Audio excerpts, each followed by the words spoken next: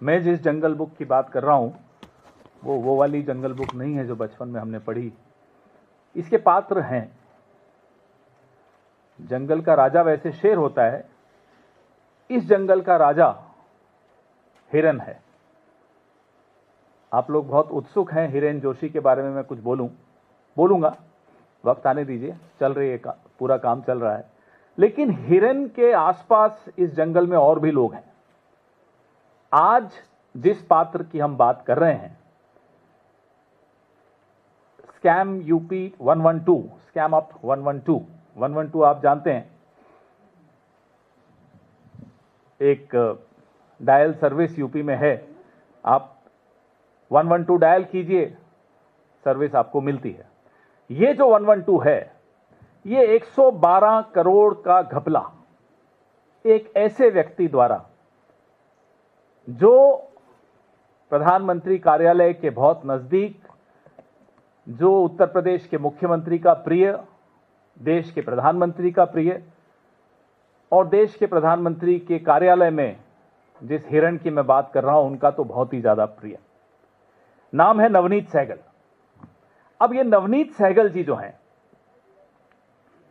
कैसे उत्तर प्रदेश के भीतर भ्रष्टाचार के किंग पिन बनकर काम कर रहे थे, इसका खुलासा हाल ही में एक पोर्टल ने किया। उस पोर्टल ने इनकम टैक्स डिपार्टमेंट की एक रिपोर्ट को कोट किया, उस रिपोर्ट के आधार पर अपनी स्टोरी लिखी। और वो जब हमने पढ़ा, आपने भी पढ़ा होगा, तो एक सवाल हम सबके दिमाग में आया कि भाई जिस व्यक्ति के बारे में इतना खुलासा है, सार्वजनिक पटल पर इतना खुलासा हो चुका हो, तो प्रधानमंत्री कार्यालय को तो जाहिर सी बात है उसके विषय में इससे कहीं ज्यादा पता होगा।